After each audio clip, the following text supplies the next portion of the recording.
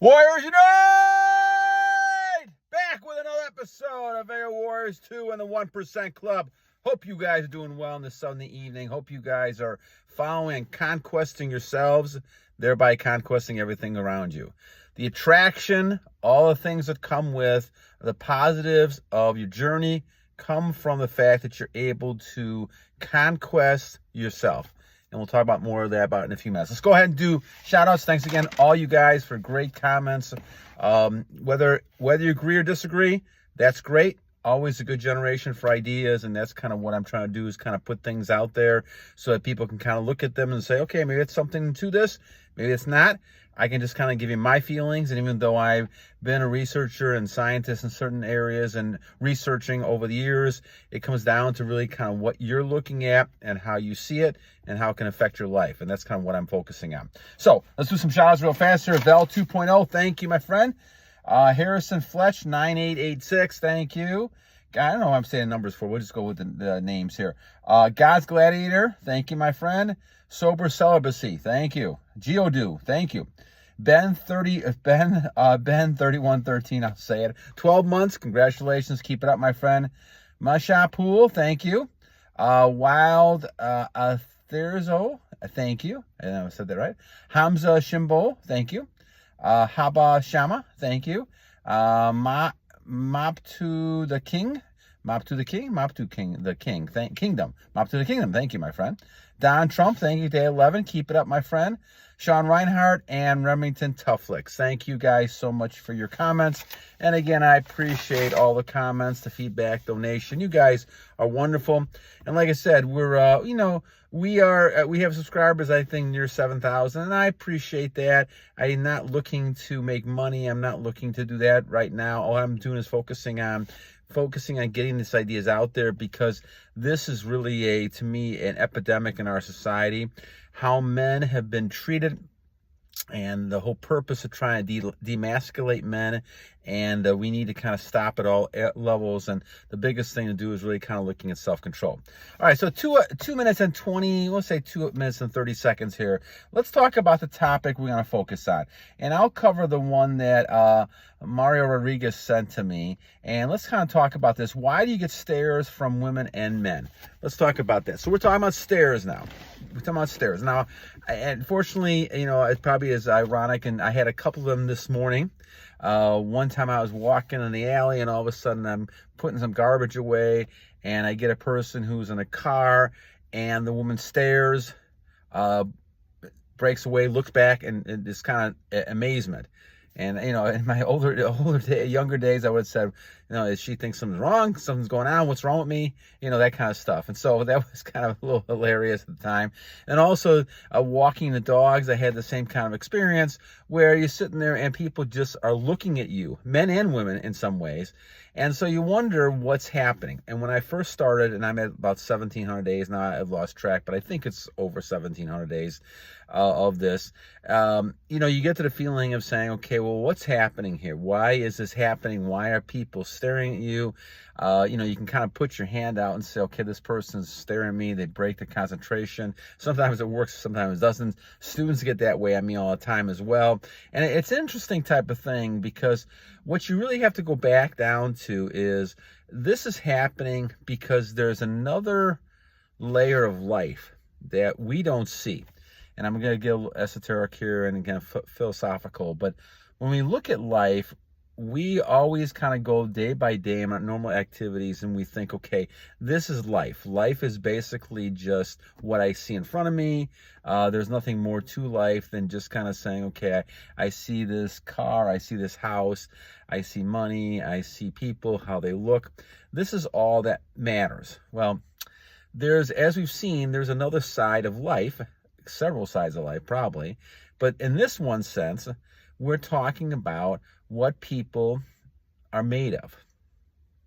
And there's a whole spiritual, you call it, energy level that we have no knowledge of, or we don't really have a lot of understanding of. We're never taught about a lot of this going through school. And so when we look at this, we don't really see any of this unless something happens. Like if someone passes away, Like Vigor Warrior's parents passed away many, many years ago. And, when I saw it, the person, in my case, my dad, something came out at that moment, and I couldn't identify what it was. But that body that was there, all of a sudden just became a shell. And so as I sat and looked at it, and maybe if I was younger, I would react a lot differently to it. But as I'm older, you realize that something leaves that shell, our bodies. Our bodies are a shell. And how we take care of our bodies is up to us as we go through life. But the shell really will leave us when we pass on, or move on. I should say move on. And when we move on, something is moving on. And so what is that something? Well, in physics terms, we talk about the idea of that, Newton's law of energy is that, everything is made up of energy, molecules and energy. Nothing can be destroyed. Nothing can be created, right? It's all there. It just transfers into other things, right? And so when we see something like this, and the best example I can give you is something like, you have an ice cube that's in the solid, frame, right? It's solid. And then you put, some heat to it, it melts and eventually evaporates, right? You see this water on a stove as well. When you heat something, it evaporates. But it doesn't mean it's gone. And this is something we have to kind of look at. It moves into a gas. It's a different type of energy. It's still there, it's just transferred. And so there's always a question. I think I had actually one of the topics talked about, is there an afterlife? I think Brandon Wimberling asked me this, and I think I'll go into this a little bit because this kind of talks about this in a sense, is what happens to us after we move on, And so part of this is this energy question, that what happens to your body. So, and you can talk about soul, you can term it in a lot of different ways, but something is leaving you when this happens. So now, for example, now you have all this in you. And all through the ages, you're keeping your body the best shape you can become, right? And in the end of June here, I'm going to be 64. And I've had my issues years ago more with football injuries and things like that. If it wasn't for Kendler's Fountain of Youth and exercise and all the things we talk about, transmuting retention and all that kind of stuff, I probably would feel a lot older than I do right now. I feel tremendous at this age, and a lot of it is because I'm able to use that energy that I have and not just throw it away.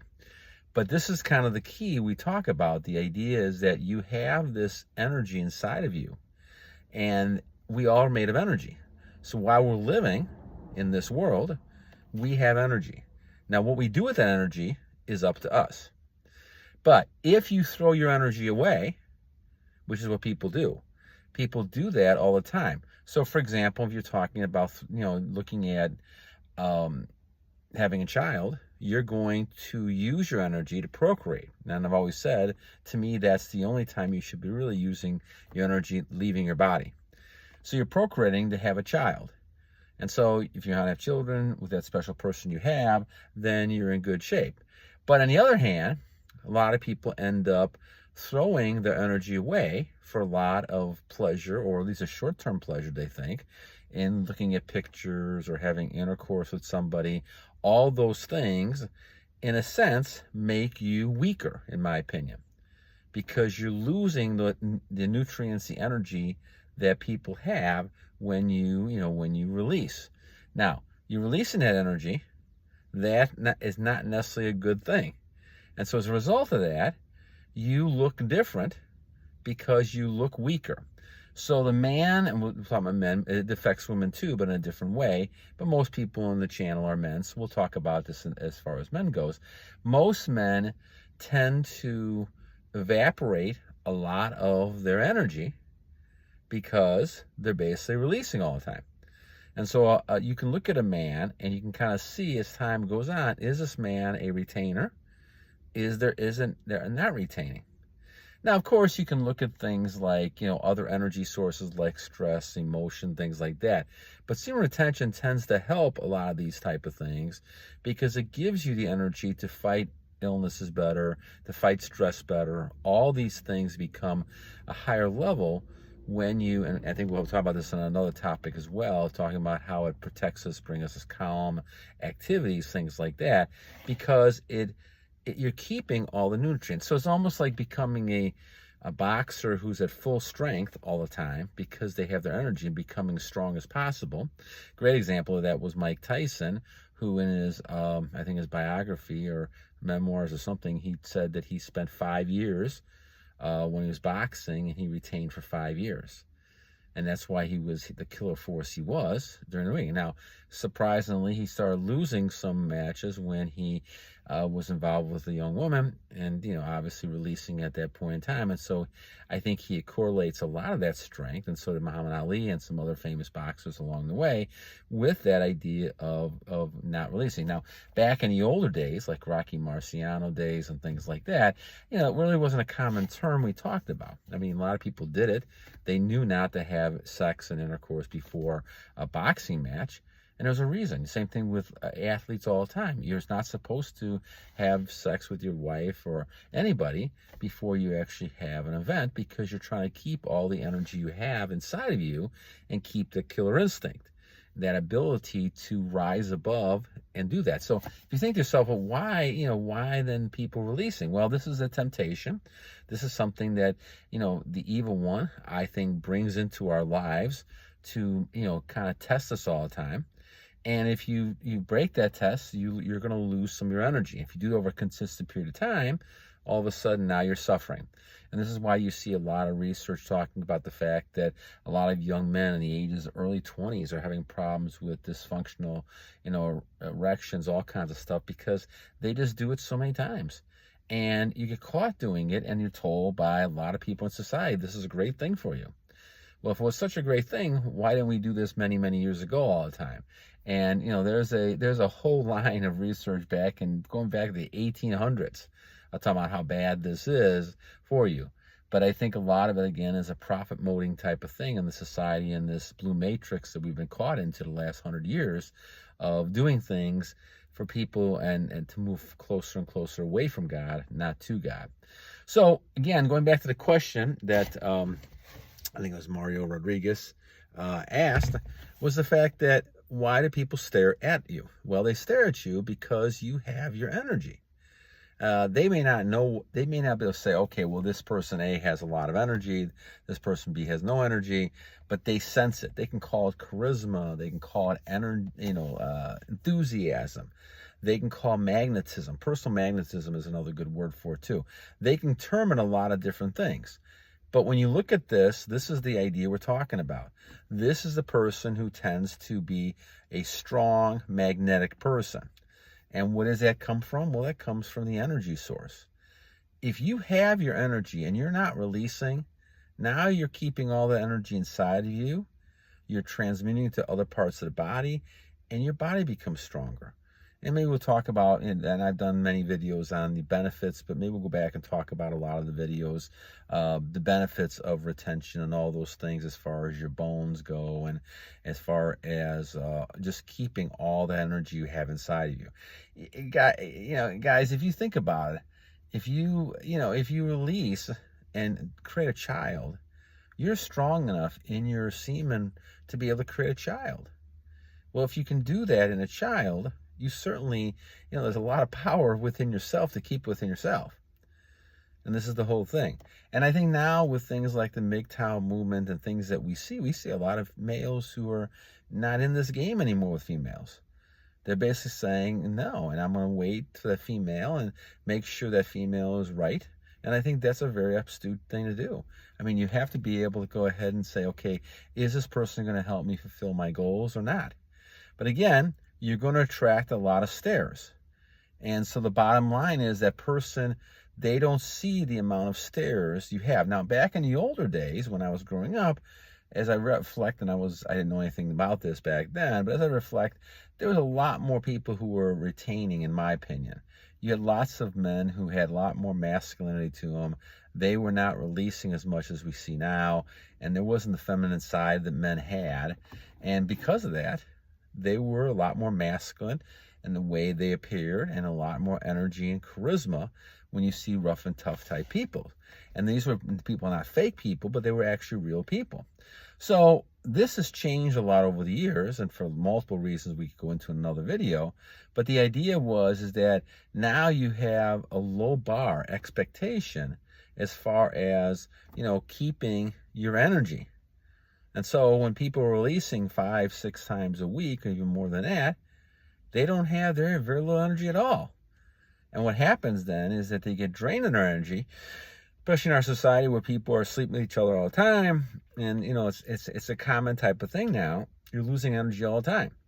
So the thing is that as you continue to lose energy, you become a skeleton of who you are. And you can see this even in your 20s and 30s, where people do it so much, they become weaker and weaker and weaker. Now, when you get older, it affects you more because your metabolism slows down, and you don't have the same sort of energy, you don't have the same sort of testosterone. Those things are different as you get older. Well, the way to keep all of that, and for those who are older viewers, like myself, in 60s, 50s, and in late 40s, that's how you're keeping it, by the retention. You keep it going so that you're always going to have that strength that you need, and you continue to say, I'm not going to release unless I have a situation where, you're trying to create a child with someone. That may be a different situation. So again, what's happening is the people who are looking at you, and this is males and females, they look at you and they see a bundle of energy. This is why we look at, and this is why women and men look at things differently. A man, because of the illusion of grandeur here, will look at women and they will see women for the physical nature they are, because they're interested in the mating. And they want to have a woman who looks good to mate with and have that ability. But that's also a two-edged sword, because they can also release during that as well. It's very hard for lots of men not to have intercourse and not release. Women, on the other hand, they tend to look at different things. They look at a man, his presence. Is that the presence that they want? How do they feel with that man? And so whether the man has money, whether they have good looks, those things, obviously they matter when it comes to initial attraction. But what is a thing that holds the woman there, chasing the man along, chasing that energy, is the fact that you have this abundance of energy that is so different than 99% of the people out there. And because of that, they see that and they say, okay, I want that energy. They want to be around that energy. So they stare. They'll stare. They'll look at you and say, okay, why are you so much different than other people? Males will stare too, and males can stare for different reasons. Sometimes they stare and they don't like what they're seeing.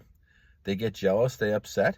You may see people who are, targeting you more because of that. I think we had one person say that in a comment today or yesterday, and we'll address that later on. I can't see if I had one. Others will be turned off with your positive energy. I think it was Jose Rosario. We'll talk about that as a topic as well. But yeah, some people will be turned off. Males tend to, and then there's females who are more masculine who will probably be turned off as well. So you're going to get people who are going to like this energy, and some people are not going to like this energy. But the idea that they're staring means they're attracted to you. And sometimes in a society it becomes so blatant you can't avoid it. I see it all the time. It is so blatant that you know that they're staring at you. It's not like they're in the ozone or they're kind of in their thoughts and they've lost their thoughts. They're actually staring at you. And they're overwhelmed with the energy level you have. And so you become highly attractive, somebody they want to spend time with. And of course, in the female version of this, they're looking for a person that will be able to protect, to provide, because females, with all the intelligence they have, they're really there for survival. And you have to look at it this way, warriors. You have to look at it this way. Love is something that's wonderful, but remember, females do not have the physical makeup that males do. In 99% of the cases, they have to find a way to survive. So there's a lot of illusion there, just the fact that they put all kinds of makeup on. There's a lot of illusion. They're trying to get the best male they can find. And that's the same with every female out there. But you have to understand that. And you have to be this calm individual who can be dominant when they have to be, but they can also be calm and protective if they have to as well. It's not an easy balance for men nowadays, and a lot of men are not taught anything about this kind of stuff. And so they make a lot of mistakes, as I did years ago, with trying to understand women. And we went back to this old Disney model, I call it, where you go back to, the princess and the prince, and trying to be, get the approval of the princess. They're doing all these things, trying to save the princess, all kinds of stuff like that, just for validation. And more times than not, in the modern society, especially with the modern women, mom will reject that. I mean, you show your love to women nowadays, they tend to back off more. They ghost you, right? Or if you try to, plead with women, apologize, they think less of you. Because a lot of times what they're looking for is that strength of presence, that calmness, the fact that you're in command of yourself. If you're command of yourself again, you're command of her and everything else around you. This is the reality of life we don't see. A lot of times men get angry, they get into fights. You got to stop doing that. You got to control this energy you have by being calm and moving on. Do not let things bother you, affect you, but move things past that to achieve your goals and move on. But again, realize that people are going to stare at you. Some are going to be good, some are bad. I have one individual who was even at my age, and I think he must be in his 20s or something like that. He's giving me dirty looks all the time. And I think a lot of it is because of the energy. You see that, and people get jealous of it because they know something inside of them tells them that this is a person who is retaining, or they're a person of self-control. And when you get a man of self-control, they become highly attractive females and also sometimes highly threatening to males. So the stares you're getting, you're going to have to deal with, because that happens all the time. It's not a negative thing, not a positive thing sometimes, depending on what you do with it. On the female side, you have to make a decision what you're going to do with it on each individual case. The same thing on the male side. But it's a very interesting question, and I appreciate again that Mario Rodriguez asked about this one. And so I hope you guys enjoyed this one. All right, my friends. Well, Sunday night. Hope you guys have a rest of a good evening. Please be in the Word of God and pray. Meditate when you get the chance, and continue to fight the good fight that we're always in. And I always leave you with two things, my friends. First, every day is a new day to a great warrior, and make it great every day. And every day realize also there's temptation around the corner. And so we always have to continue to put our helmet on, our chest plate on, have our sword ready to go, because we always have to continue to battle on! God bless you guys. Have a great evening. Talk to you soon.